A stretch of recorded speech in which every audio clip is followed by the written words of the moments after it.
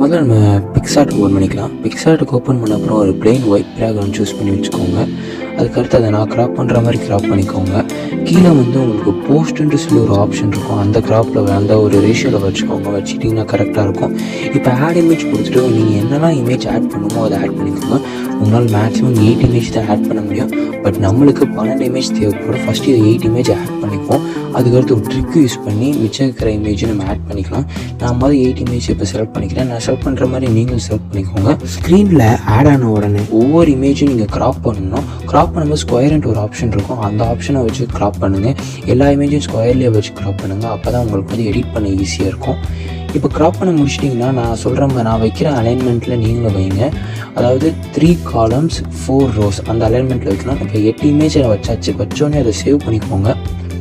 Save பண்ண அப்புறம் இப்போ நீங்கள் என்ன பண்ணுறீங்கன்னா திருப்பி ஒரு ஃப்ரெஷ்ஷான ஒயிட் பேஜ் ஓப்பன் பண்ணிக்கோங்க. ஓப்பன் பண்ணிட்டு இப்போ நம்ம சேவ் பண்ண இமேஜை இதில் ஆட் பண்ணுங்கள். இப்போ இதில் ஆட் பண்ண அப்புறம் மிச்சம் இருக்கிற இமேஜஸையும் நீங்கள் ஆட் பண்ணிக்கலாம். இப்போ இதில் ஒரு ட்ரிக்கு சொல்கிறேன். என்னென்னா செகண்ட் காலமில் லாஸ்ட் ரோவில் இருக்கிற இமேஜை நீங்கள் ஆட் பண்ணுற அவசியமே இல்லை. பிகாஸ் நம்ம பண்ண போகிற கொலாஜில் அந்த லாஸ்ட் இமேஜ் கண்டிப்பாக மறைஞ்சிரும். அதனால் அதை ஆட் பண்ணணுன்ட்டு அவசியம் இல்லை. மிச்சம் இருக்கிற இமேஜை மட்டும் நீங்கள் செலக்ட் பண்ணி அதை முன்னாடி எப்படி நம்ம எந்த அலைன்மெண்ட்டில் வச்சோமோ அதே அலைன்மெண்ட்டில் வச்சுக்கோங்க. இமேஜஸை கரெக்டான பொசிஷனில் வச்சு முடிச்ச அப்புறம் அந்த இமேஜை இப்போ நீங்கள் என்ன பண்ணுறீங்கன்னா அந்த இமேஜை சேவ் பண்ணிக்கோங்க. சேவ் பண்ண அப்புறம் முன்னாடி எந்த ப்ரொசீஜர் ஃபாலோ பண்ணி ஒரு ஃப்ரெஷ் பேஜ் ஓப்பன் பண்ணுமோ அதே ப்ரொசீஜரை திருப்பி ஃபாலோ பண்ணி ஒரு ஃப்ரெஷ் ஒயிட் பேஜ் ஓப்பன் பண்ணி அதே மாதிரி கிராப் பண்ணி வச்சுக்கோங்க. இப்போ நீங்கள் டவுன்லோட் பண்ண இமேஜை இதில் ஆட் பண்ணிக்கோங்க. இப்போ இதில் ஆட் பண்ண அப்புறம் இதில் கீழே நீங்கள் கொஞ்சம் ரைட் சைடில் ஸ்க்ரால் பண்ணிங்கன்னா ஸ்க்ரீனில் தெரிகிற மாதிரி எஃபெக்ட்ஸ்ன்ட்டு ஒன்று இருக்கும். அதை கிளிக் பண்ணி நீங்கள் பிளாக் அண்ட் ஒயிட் ஆப்ஷன் கொடுத்தீங்கன்னா இமேஜ் ஃபுல்லாக பிளாக் அண்ட் ஒயிட் ஆகிடும். இப்போ நீங்கள் என்ன பண்ணுறீங்கன்னா உங்களுக்கு தேவையான மெயின் இமேஜை முன்னாடியே பேக்ரவுண்ட் ரிமூவ் பண்ணி வச்சுக்கோங்க. அப்போ தான் உங்களுக்கு எடிட் பண்ண ஈஸியாக இருக்கும். நான் எடிட் பண்ண ஈஸியாக இருக்குன்னு சொல்லி முன்னாடியே பேக்ரவுண்ட் ரிமூவ் பண்ணி வச்சுட்டேன். இப்போ ரிமூவ் பண்ண இமேஜை பேக்ரவுண்ட் ரிமூவ் பண்ண இமேஜை நான் இதில் ஆட் பண்ணிக்கிறேன்.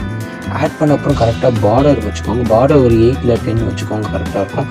கரெக்டாக நான் வைக்கிற அலைன்மெண்ட்டில் நீங்களும் அந்த மெயின் இமேஜை செட் பண்ணிக்கிட்டிங்கன்னா ஈஸியாக இருக்கும். இப்போ பிக்சல் ஆப்பை ஓப்பன் பண்ணிக்கோங்க. இந்த ஆப் ஓப்பன் பண்ண அப்புறம் இந்த ஆப்பில் வந்து உங்களுக்கு தேவையான டெஸ்ட்டை நீங்கள் டைப் பண்ணிக்கோங்க. இப்போ எனக்கு ஆக்னஸ்ங்கிற வார்த்தை தேவைப்படுது. அதனால் நான் ஆக்னஸ்ன்னு டைப் பண்ணிக்கிறேன்.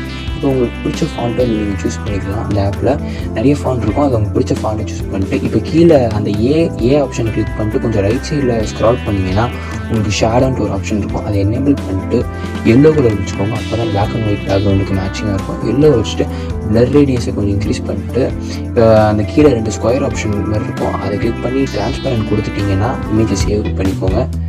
சேவ் பண்ணிட்டு இப்போ என்ன பண்ணுறீங்கன்னா அந்த நம்ம சேவ் பண்ண அந்த இமேஜை அந்த டெஸ்ட் இமேஜை இந்த இமேஜில் நம்ம ஆட் பண்ண போகிறோம். ஆட் பண்ணுங்கள். ஆட் பண்ணி உங்களுக்கு தேவையான அலைன்மெண்ட்டில் நான் வைக்கிற மாதிரி நீங்களும் வச்சுக்கோங்க. இப்போ என்ன பண்ணுறீங்கன்னா மிச்சம் இருக்கிற ஒயிட் பேக்ரவுண்டை நம்ம கிராப் பண்ணி எடுத்துக்கலாம்.